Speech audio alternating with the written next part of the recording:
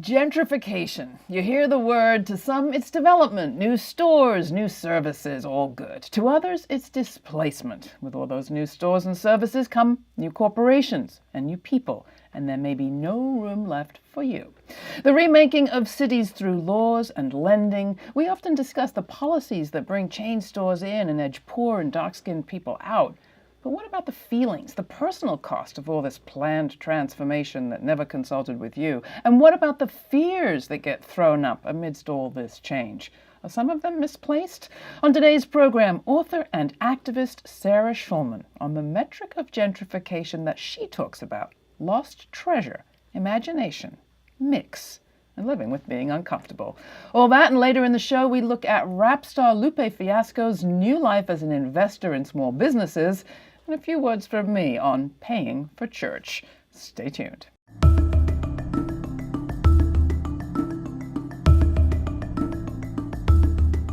Sarah Schulman is Distinguished Professor of the Humanities at the City University of New York College of Staten Island.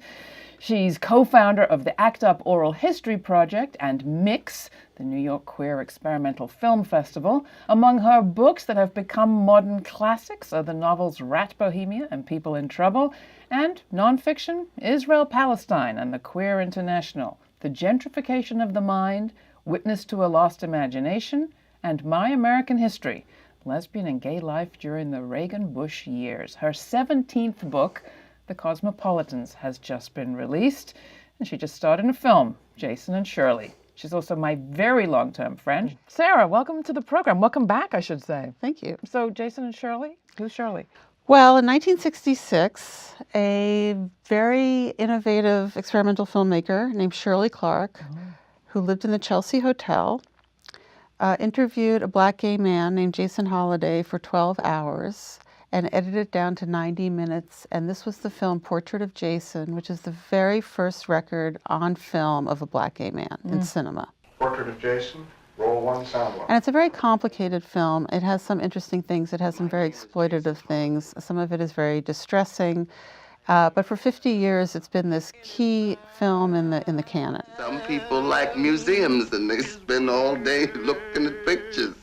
I spend all day looking at people. It's the same form of art. And then a black gay director, Stephen Winter, decided to make a film speaking back finally to Portrait of Jason. So he cast me to play Shirley Clark. He cast my beloved friend of 30 years, Jack Waters, to play Jason Holliday. We built a set that looked like the interior of the Chelsea Hotel in 1966, because of course the real Chelsea's been gentrified. And we did a 12-hour improv in which we recreated the original 12-hour shoot. We shot everything, and then he edited it down to 74 minutes, and that's our film, Jason and Shirley. And how can people see it?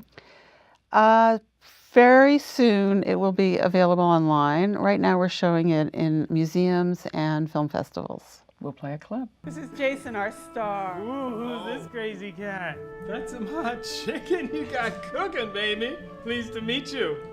Nico. Charmed, I'm sure. This is Saul, who's going to be the DP. So, how you doing? Nico, can you take It's these just bags? got some props, some of my swinging stuff. That you Belong. can take this. Thank Okay, you very let's go. much. Let's Service go. with a smile. Have a seat and Come on, let's see get that going. smile. There, I right? can work with him if you Okay, want me yeah, to. I want you but to. I really... I want you to work with him. That was great. Is that in movies maybe your new career? No, because even though I look like I'm acting, actually it was improv. So I was actually writing as I moved. I don't think I could really learn lines. So whether there are more movies in your future or not, there is this incredible new novel, The Cosmopolitans, that I'm recommending to everybody. It is another take on your ode to New York, very different from your other work. You've talked about gentrification in nonfiction form. Now you're talking about it in a novel. What is Sarah Schulman's New York? What's the New York you love so much? It's the mix. You know, the novel engages the affordable New York, where all different kinds of people are living together, and your daily life experience is about confronting difference and changing yourself in relationship to others. There's a certain kind of knowledge that comes from living in the public sphere, which is what New York living is like. And you learn that people suffer, you learn that there's contradictions, You learn that people have different points of view, and it's enriching and it's enhancing of our own, experience. The character that tells some of the story, or one of the characters that tells the story in your really wonderful new novel, The Cosmopolitans, is Bet, who comes here from Ohio, 1958, is where you start the book. Talk about why that moment to start the book. She came in the 20s, but what was happening in 58 to cite your story there? Well, 1958 is a really interesting time. We had, after the war, there was an economic boom, and there was a lot of rhetoric about the American dream, and there's all this opportunity for everybody. But it's also the period before the key political movements, before the women's movement, before the Black movement really got going, certainly before gay liberation. So if you are a person who doesn't fit into the norm, you're out there on your own, trying to access this mythological dream. But also in New York, while nationally we're in a period of regression and McCarthyism and all of this, in New York we're in a period of great experimentation, bohemianism, and mixing, which later produces the 60s. You have artists, you have advertising people, you have TV people coming in. That becomes a big part of the story. You want to tell people a little bit of what this novel deals with? Well, it's based on Balzac's Cousin Bet, which is a novel about a spinster who is betrayed by her family and decides to get revenge. And of course, that story always stuck with me, one of my favorites from college. But so then I was thinking about setting it in Greenwich Village. And of course, once you get into the 50s and the early 60s, the prototypical model is Another Country by James Baldwin, which also engages the same kind of characters as my book, Black and white, gay and straight, male and female. Only the representation of women from that era is very paltry. I mean, there are some memoirs by people like Diane DePrima and Joyce Johnson that go back to that time. And there were bohemian novelists like Dawn Powell from an earlier era. But really that 50s, 60s bohemianism, women did not fare well in literary representations. So you went in to fill the gap. Yes, exactly. And how do you make sense of the narratives we're told about how change happens and how change happened in that period? Artists often get the blame, don't they? In terms of gentrification. Yeah, that kind of change. There was a lot of mythology about what caused gentrification in New York City, and two groups that were really blamed were artists and white gay men. They were both fundamentally blamed for gentrification. But now that we're more adult and we understand how things actually work, gentrification was policy. There was a deliberate decision to stop building low-income housing and to start giving tax breaks to luxury developers like Donald Trump, who built all of his luxury buildings with corporate welfare based on our tax money. I said it was law and lending. That's right. So you like to say, we're growing up and we know better, but people don't know better. This is not a well-known story still, I don't think. Well, I think that the origins of contemporary gentrification start with, after World War II, the GI Bill. And this was a way for the federal government to give a lot of money to developers who were creating the suburbs through the bodies of the vets. So the vets got very low interest loans to buy housing in the suburbs, but the suburbs were racist and it was only for white people. So this is the period that we call white flight after World War II, where a lot of ethnic whites take advantage of these loans and move out of the city. And this is the time of low rents, open city, a lot of political movements are starting to develop. And then in the 70s, and I think it's really a reaction to the radicalism of urban life in the 60s and 70s, we start to see redevelopment. The initial myth was that the city was broke and that by bringing in richer people, we would expand our tax base. But as we all know now, New York is overflowing with rich people and all of our public services are in disarray. So that was clearly a lie.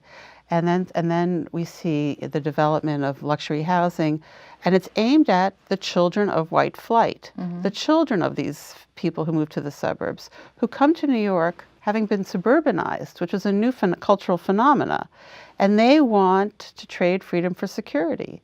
They come from the gated community mentality, and they want things that are familiar. They've lost that taste for difference that has always come to represent the city life. That's very much the story that you write up in The Gentrification of the Mind, that book. Right. Remind me and the audience how this came into your life, how you started hearing these different attitudes. I think it was your students, right? No, it's funny because I've been publishing novels since 1984, which is quite a long time. And if I look back at my early novels, I can see that gentrification is happening in the background of everyone's life, but I don't really know what it is. Suddenly there's all these regular white people. Suddenly there's cash machines. Suddenly, and only at about 5 or 10 years into it did I realize, oh, this is what's happening. This is planned development. But it lurks in the background earlier. So I understood it from the beginning, but in an instinctive way. But in terms of people's attitudes, I mean, that's what you're getting at in what you had just said, is people are bringing different attitudes along with those things changing on the street. Well, there's also this very strong correlation between gentrification and the AIDS crisis, and that's something that I address in my book, Gentrification of the Mind. Because don't forget that the AIDS crisis began in 1981, which is right at the beginning of the high point of the kickstarting of gentrification. And so you have key neighborhoods where you have very high death rates. And those neighborhoods now are among some of the most gentrified neighborhoods in the city. East Village, West Village, Lower East Side, Harlem, Chelsea. In fact, the two most gentrified cities in America are New York and San Francisco. So you have a lot of people dying and apartments going to market rate with great rapidity in key neighborhoods just at the time of gentrification. And that's certainly a factor in turning things over. It seems like this whole story is related to our policing crisis, too. How do you see that? Well, I mean, now we're seeing our mayor trying to gentrify Brownsville, East New York. He doesn't want, developers do not want there to be any kind of autonomous people of color neighborhoods left in New York. And through the guise of what they call affordable housing, which is not affordable, they're going to systematically gentrify those neighborhoods. So to go back to this question of this being a scary time, you have a forthcoming book that you're working on around fear. You talk about overstating harm. How does that connect to all of this, and how did this previous work lead you to that? So I have 2 books this year. The Cosmopolitans is a novel that came out in March. And then next October, I have probably, I would say, my magnum opus life's work is coming out. It's called Conflict is Not Abuse. And it's about what I call overstating harm. It's about the conflation of conflict and abuse. Let me explain what I mean. Yeah. To me, abuse is power over, when one party can control another party's behavior. But conflict is something that's power struggle. It's a mutual, 2 parties are both participating in creating the problem. But when we pretend that conflict is abuse, we give up the responsibility of recognizing our own role. And in this way, we demonize the other. Now, that takes place in interpersonal relationships. It takes place in relationships between citizens and the state, and it takes place geopolitically. And so in the book, I address this problem of overstating harm in order to avoid acknowledging our own contribution in everything from domestic violence rhetoric to HIV criminalization to the rhetoric of Israel-Palestine. Explain what you mean. I mean, I get it that you and I having a dispute about something doesn't necessarily mean I'm being harmed. Right, but there's a trend now for people to very casually use words like harassment, abuse, stalking, these kinds of things, to actually describe casually uncomfortable normative conflicts. So when people say, I don't feel safe in the middle of a Discussion. lively conversation. That's right. And what that does is it whitewashes the experience of people who are actually being abused. It makes everything generic. And then we're all absented from the process of peacemaking and reconciliation. So for example, when the government, let's take the example of HIV criminalization. Michael Johnson, who just got a 30-year sentence in Missouri for infecting somebody with HIV. When the government tells people, if you have sex with somebody who's HIV positive and they don't disclose, as is the case in Canada, for example, you should call the police and denounce them, and they will be incarcerated. Now, this is now the law all throughout Canada. It's a standard of law. And there's currently 150 people in prison in Canada who have never infected anybody. They're there for non-disclosure. When that happens, the government is encouraging people to see themselves as criminally wronged when actually they're just anxious. when actually there has been no harm. It's just that because HIV is so stigmatized. So whether or not you use safe sex, whatever actually happens, there's this question of the status of the person and whether they've told you that they are HIV positive. So instead of us all learning how to deal with our anxieties about HIV and to stop stigmatizing people with HIV, the government is telling us that we've been criminally wronged. And this enhances the power of the government. Every time you and I cannot figure out a conflict and I call the police or claim that I'm a victim or something like that, when actually we're just having a normative disagreement, I'm enhancing the power of the state. And the state exploits this. And so that's why we have this globalized moment right now where people are constantly overstating harm. Constantly. And if you look at the example of Israel and Palestine, that's the greatest example. I was going to ask you if you learned any of this thinking from your experience of work in that part of the world. Absolutely. I mean, in the years that I've been pro-Palestinian and that I've had to evolve and challenge what I was taught about myself and by my family and all of this mythology that I was raised with, I've come to understand that there's a real rhetoric of avoiding the fact that Israel is the perpetrator. And yet they use a rhetoric of victimization to mask that they are actually causing harm. And when I saw that there, I could see that it manifests among people I know, for example, who casually do the same thing. And there's a trend in that direction because it enhances the power of the state. So we're all being manipulated to enhance the power of the police and the state by overstating harm. And it makes it really easy for candidates like Donald Trump to address people's fears or talk about fear and suggest that they And it have makes the it easy solution. for police officers to shoot black men for selling cigarettes in Staten Island. And women who are having nervous breakdowns, they say that they're afraid. That's right. Sarah Schulman's new book is The Cosmopolitans. It's a novel out now. Get yourself a copy, read it. She has a book coming out this fall that we'll tell you more about when that comes out. Thanks so much. Thank you, Laura. Shark Tank in Brownsville. Not so long ago, Laura Flanders Show producer Jordan Flaherty caught up with musician Lupe Fiasco. He's starting a new life as an entrepreneurial investor. Take a look. Glenn Beck is a racist. Gaza Strip was getting bombed. Obama didn't say.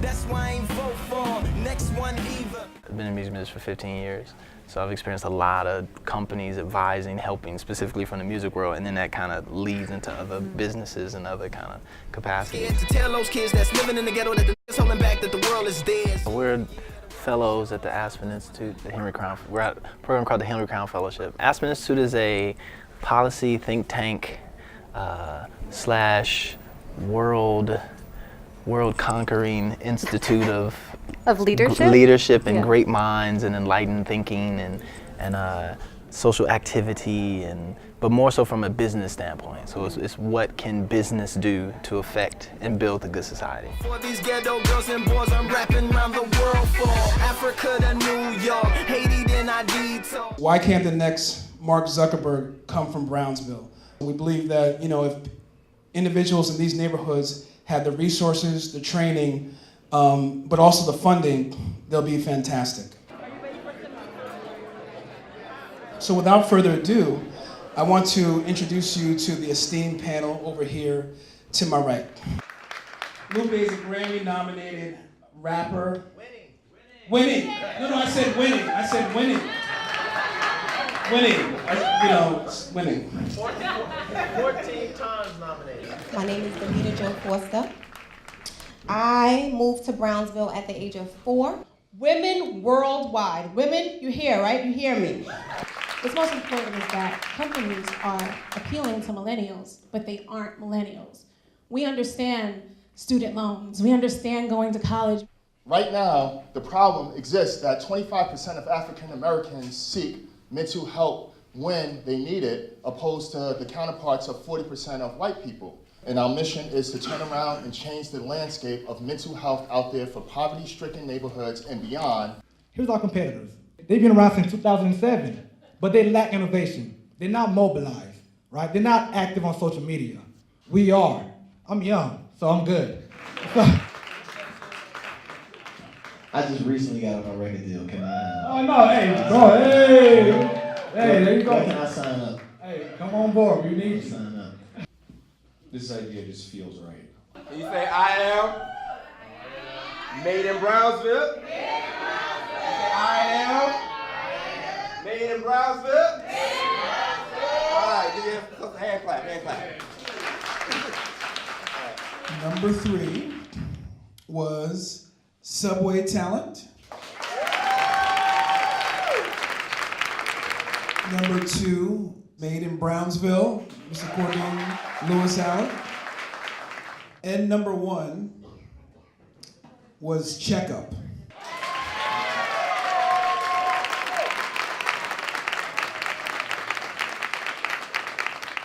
People that are successful right now tend to have generational wealth over the years. In Brownsville, we do not have that. We have generation after generation that were troubled.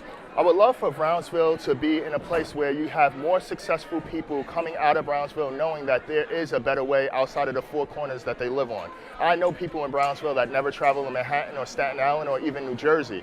All they know is the neighborhood that they grew up in and the people they grew up with. From my perspective, this is not a political action. It is different than criminal justice. It is purely startup entrepreneurship business. I don't have any experience in criminal justice. I can only know how to build companies. I'm not answering that. He's going to get in trouble if he's... Stand away from that. He speaks his mind too freely. I just feel like if you give people the tools to do better, they'll do better for themselves, and hopefully if you can incentivize it enough to do better for the people around them from what they gain from doing better for themselves, then hopefully it'll have the ripple effects into all the capacities of society, So whether it's in criminal justice or whether it's schools or whether it's healthcare or whether it's skateboarding, or rap, whatever.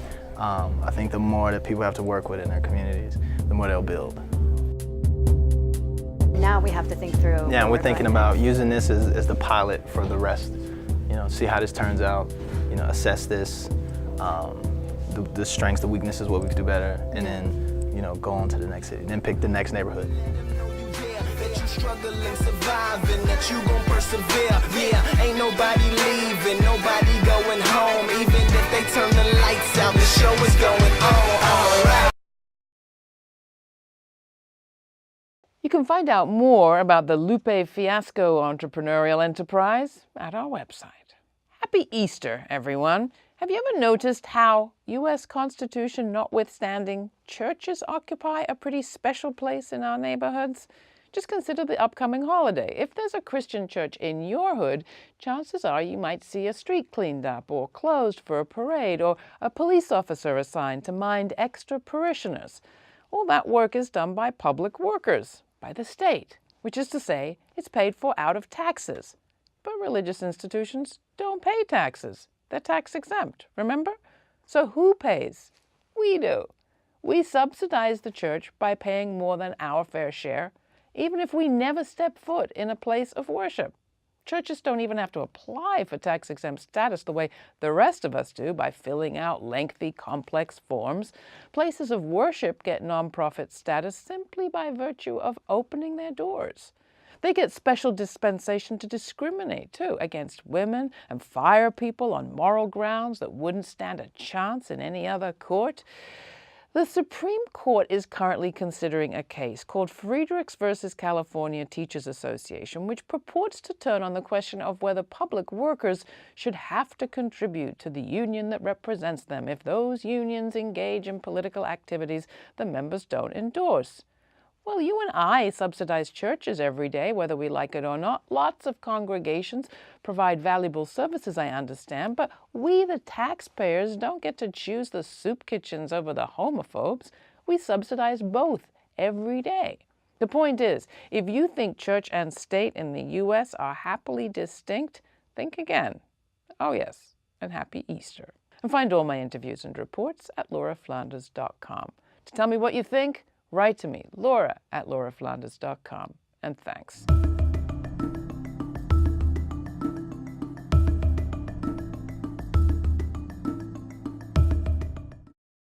Today on the Laura Flanders Show, poetry and trans politics with the performance group Dark Matter. Trans women and trans feminine people have been doing feminist organizing forever. That actually colonization on this land was about trans misogyny. Actually, Stonewall was about trans women and trans feminine people of color resisting police violence. Who best represents the interests of people in trouble? In lieu of government, we've gotten used to non-profit organizations coming up with projects, raising funds, and doing their best to help. Social services, in some ways, do the soft work that our police and prison systems are doing a more violent version of. And later, an exclusive report on an upstate New York farm that's feeding people, not the school-to-prison pipeline.